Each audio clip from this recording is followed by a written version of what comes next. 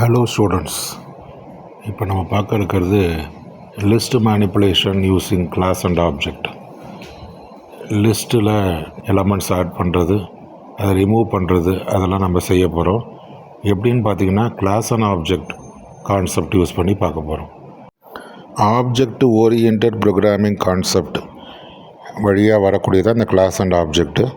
Class and object தான் primary segment of the object oriented programming.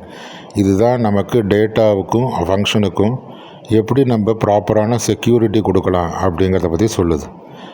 அதே சமயத்தில் data and ஃபங்க்ஷனை செக்யூர் மட்டும் பண்ணால் போதாது, தேவையான இடத்துல ப்ராப்பராக ஷேர் பண்ணி யூஸ் பண்ணணும். இதை பற்றி தான் இந்த கான்செப்ட்டு பேசுது. இப்போ நம்ம ப்ரோக்ராம் படி கிளாஸ் க்ரியேட் பண்ணியிருக்கோம். அந்த கிளாஸுக்கு பேர் செக் கிளாஸ் அப்படின்னு பேர் வச்சுருக்கோம். அதுக்குள்ளே பார்த்திங்கன்னா ஒரு டெஃப் $_init $_selfன்னு சொல்லி கொடுத்துருக்கோம். இதுதான் கன்ஸ்ட்ரக்டர்னு சொல்லக்கூடியது. நார்மலாக கன்ஸ்ட்ரக்டர் அப்படின்னு சொன்னாலே இந்த பைத்தானை பொறுத்தளவில் அது $_init $_ அப்படின்னு தான் கொடுக்க முடியும். அதே மாதிரி அதுக்கான ஆர்குமெண்ட்டாக என்ன கொடுப்போம் அப்படின்னு பார்த்திங்கன்னா செல்ஃபுங்கிறது கண்டிப்பாக இருக்கணும். அது மஸ்ட் அப்படின்னு சொல்லலாம். ஸோ எந்த ஒரு மெத்தட்ஸ் ஆர் கன்ஸ்ட்ரக்டர் நம்ம கிளாஸுக்குள்ளே கொடுத்தாலும் அது கண்டிப்பாக ஒரு ஆர்குமெண்ட் கண்டிப்பாக இருக்கணும். அதான் செல்ஃபுங்கிற ஆர்குமெண்ட். கன்ஸ்ட்ரக்டரோட யூசேஜ் என்னன்னு பார்த்திங்கன்னா அது கிளாஸுக்கான ஆப்ஜெக்டை மெமரியில் உட்கார வச்சு கிளாஸுக்குள்ளே இருக்கக்கூடிய கண்டென்ட்டை ஆக்சஸ் பண்ண ஹெல்ப் பண்ணுது. அதே சமயத்தில் ஆப்ஜெக்ட்டுக்கான டேட்டாவை இனிஷியலைஸ் பண்ணுறதுக்கும் ஹெல்ப் பண்ணுது. அப்போ கன்ஸ்ட்ரக்டருக்குன்னு ஒரு பேர் C++எல்லாம் கிடையாது. நாம் என்ன கிளாஸ் க்ரியேட் பண்ணுறோமோ அந்த கிளாஸுக்கு என்ன நேம் கொடுக்குறோமோ அதுதான் கன்ஸ்ட்ரக்டருக்கும் பேராக இருக்கும். ஆனால் இங்கே பார்த்திங்கன்னா கன்ஸ்ட்ரக்டருக்கு பைத்தானில் ஒரு பேரே கொடுத்துருக்காங்க, அவங்களே டிஃபைன் பண்ணியிருக்காங்க. அதுதான் $_init $_. It is the name of the constructor. இப்போ அடுத்தது பார்த்திங்கன்னா self.n = ப்ராக்கெட்னு கொடுத்துருக்கு. அப்போ நாம் என்னன்னு ஒரு லிஸ்ட்டு ஒன்று க்ரியேட் பண்ணுறோம். ஸ்கொயர் ப்ராக்கெட் கொடுத்தாலே லிஸ்ட்டு தான். ஸோ அப்போ பார்த்திங்கன்னா செல்ஃபுங்கிறத யூஸ் பண்ணி தான் அந்த எண்ணுங்கிறத நம்ம டிக்ளேர் பண்ணி டிஃபைன் பண்ண முடியும். அடுத்தது பார்த்திங்கன்னா ஆடுன்னு ஒரு ஃபங்க்ஷன் இருக்குது, ரிமூவ்னு ஒரு ஃபங்க்ஷன் இருக்குது, டிஸ்பிளேக்கு டிஸ்ன்னு ஒரு ஃபங்க்ஷன் இருக்குது. எல்லாத்தையுமே பார்த்திங்கன்னா ஃபஸ்ட் ஆர்குமெண்ட்டில் செல்ஃப்னு இருக்கும். ஆர்குமெண்ட் சொன்னாலும் சரி, பேராமீட்டர் சொன்னாலும் சரி. இந்த செல்ஃபுங்கிறது எதை ஐடென்டிஃபை பண்ணுதுன்னா கரண்ட் ஆப்ஜெக்டை ஐடென்டிஃபை பண்ணுது. ஸோ self.n = ப்ராக்கெட்னு கொடுத்துருக்கோம். ஒரு எண்ணுன்னு ஒரு எம்டி லிஸ்ட்டு க்ரியேட் பண்ணுறோம் கிளாஸுக்குள்ளே. ஆடுன்னு ஒரு ஃபங்க்ஷன் இருக்குது, அதுலேயே செல்ஃப் ஏன்னு சொல்லி கொடுத்துருக்கோம்.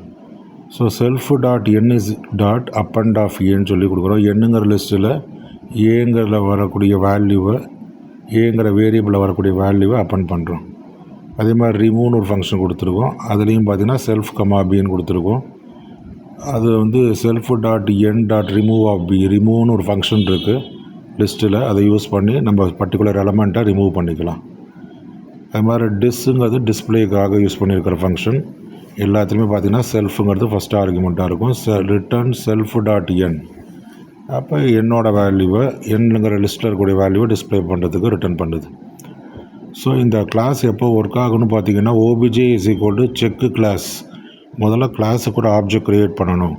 இதுதான் ஒரு கிளாஸுக்குள்ளே இருக்கக்கூடிய கண்டென்ட்டை ஆக்சஸ் பண்ணுறதுக்கான பர்மிஷன் வாங்குற மாதிரின்னு எடுத்துக்கலாம். அப்போ ஓபிஜேனா ஆப்ஜெக்ட்டு = செக் கிளாஸுங்கிறது கிளாஸ் நம்ம க்ரியேட் பண்ணியிருக்கக்கூடிய கிளாஸ். ஸோ இப்போ தான் நம்ம என்ன பண்ணிக்கலாம், செக் கிளாஸுங்கிற கிளாஸுக்குள்ளே இருக்கக்கூடிய கண்டென்ட்டை நம்ம ஆக்சஸ் பண்ணிக்கலாம். அது டேட்டாவாக இருந்தாலும் சரி, ஃபங்க்ஷனாக இருந்தாலும் சரி. அடுத்தது obj.add 12 அப்படின்னு கொடுத்துருக்கோம். அப்போ என்ன ஆகுதுன்னா ஆடுங்கிற ஃபங்க்ஷன் வழியாக லிஸ்ட்டில் நம்ம ஏற்கனவே என்னென்னு ஒரு லிஸ்ட்டு க்ரியேட் பண்ணியிருக்கோம் கிளாஸுக்குள்ளே, அதில் 12ங்கிற எலமெண்ட்டை ஆட் பண்ணுறோம். அடுத்தபடியாக பார்த்தா print after addition list contains obj.dis. இப்போ என்ன பண்ணுறோம், ஓபிஜேங்கிற ஆப்ஜெக்டை வச்சு டிஸ்ஸுங்கிற ஃபங்க்ஷனை கால் பண்ணுறோம், கிளாஸுக்குள்ளே இருக்கிற ஃபங்க்ஷனை. இப்போ அது என்ன பண்ணுதுன்னா லிஸ்ட்டில் இருக்கக்கூடிய கண்டென்ட்டை டிஸ்பிளே பண்ணுறதுக்கு ஹெல்ப் பண்ணுது. அதே மாதிரி திரும்பவும் ஒரு எலமெண்ட்டை ஆட் பண்ணுறோம், obj.add அப்படின்னு சொல்லி ஆடுங்கிற ஃபங்க்ஷனை கால் பண்ணி ஒரு எலமெண்ட்டை நம்ம ஆட் பண்ணுறோம், 56ங்கிற எலமெண்ட்டை ஆட் பண்ணுறோம். அதுக்கப்புறம் திரும்பவும் லிஸ்ட்டை டிஸ்பிளே பண்ணுறதுக்காக print after addition list contains obj.disன்னு சொல்லி டிஸ்பிளே ஃபங்க்ஷனை கால் பண்ணுறோம். திரும்ப எவ்வளோ எலமெண்ட் இருக்குங்கிறது லிஸ்ட்டில் இருக்கக்கூடியதை காட்டுது. obj.remove வழியாக அந்த 12ங்கிற எலமெண்ட் இன்னும் லிஸ்ட்டில் இருக்குது, அதை ரிமூவ் பண்ணிடுறோம். அதுக்கப்புறம் இப்போ என்ன எலமெண்ட்ஸ் இருக்குது லிஸ்ட்டில் அப்படிங்கிறத காட்டுறதுக்காக print after deletion list contains obj.disன்னு சொல்லி டிஸ்பிளே ஃபங்க்ஷனை கால் பண்ணுறோம். இப்போ லிஸ்ட்டில் என்ன எலமெண்ட் இருக்கோ பேலன்ஸ் இருக்கோ அதை நம்மளுக்கு அவுட்புட்டாக காட்டும்.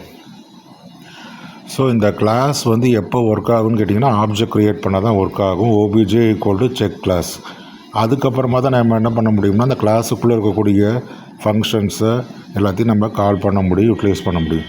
யூனிட்டி கன்ஸ்ட்ரக்டர் மட்டும் நம்ம கால் பண்ண வேண்டிய அவசியம் இல்லை. எப்போ நம்ம வந்து கிளாஸுக்கான ஆப்ஜெக்டை க்ரியேட் பண்ணுறோமோ அப்போ ஆட்டோமேட்டிக்காக இந்த கன்ஸ்ட்ரக்டர் ஒர்க் ஆகிடும். இப்போ நான் obj=check classன்னு கொடுத்துருக்கேன். obj=check classன்னு கொடுத்த உடனே எது ஆட்டோமேட்டிக்காக ஒர்க் ஆகும்னா அந்த கன்ஸ்ட்ரக்டர் கொடுத்துருக்கோம் இல்லையா, மேலே டிஃப் $_init $_ப்ராக்கெட்குள்ளே செல்ஃப்னு கொடுத்துருப்போம், அதுதான் கன்ஸ்ட்ரக்டர். அது ஆட்டோமேட்டிக்காக ஒர்க் ஆகிடும். எப்போ கிளாஸுக்கான ஆப்ஜெக்டை நம்ம க்ரியேட் பண்ணுறோமோ அப்போ ஆட்டோமேட்டிக்காக கன்ஸ்ட்ரக்டர் ஒர்க் ஆகிடும். அதே நாம் ஃபங்க்ஷன்ஸ் கொடுத்துருப்போம், அந்த யூசர் டிஃபைன் ஃபங்க்ஷன்ஸ் கிளாஸுக்குள்ளே இருக்குது, மெத்தட்ஸ்னு சொல்லுவோம். ஆடு, ரிமூவ், டிஸ் எல்லாம் வந்து நாம் கொடுத்துருக்கூடிய ஃபங்க்ஷன்.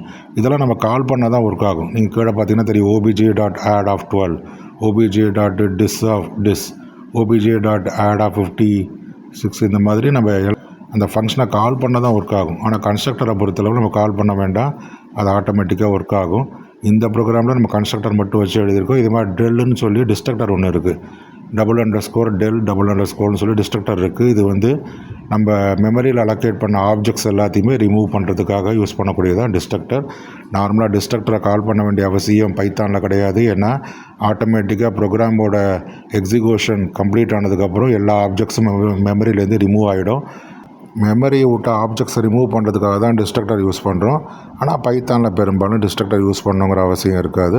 ஆட்டோமேட்டிக் கேர்பேஜ் கலெக்டர் இருக்கிறதுனால ஆட்டோமேட்டிக்காக மெமரியில் இருக்கக்கூடிய ஆப்ஜெக்ட்ஸ் எல்லாமே ரிமூவ் ஆகிடும். இப்போ நம்ம என்ன ஆப்ஜெக்ட் க்ரியேட் பண்ணியிருக்கோம் அந்த ப்ரோக்ராம் வழியாக பார்த்திங்கன்னா obj அப்படின்னு சொல்லி ஒரு ஆப்ஜெக்ட் க்ரியேட் பண்ணியிருக்கோம், அது மெமரியில் போய் அலோகேட் ஆகிடும். இது ஆட்டோமேட்டிக்காக ப்ரோக்ராமோட எக்ஸிக்யூஷன் முடிஞ்ச உடனே டெர்மினேட் ஆகிடும், டீஅலோகேட் ஆகிடும். ஸோ கிளாஸ் அண்ட் ஆப்ஜெக்டை பேஸ் பண்ணி லிஸ்ட் மேனிப்புலேஷனை இந்த ப்ரோக்ராமில் பண்ணியிருக்கோம். ப்ரோக்ராமை எக்ஸிக்யூட் பண்ணி பாருங்கள். Thank you all.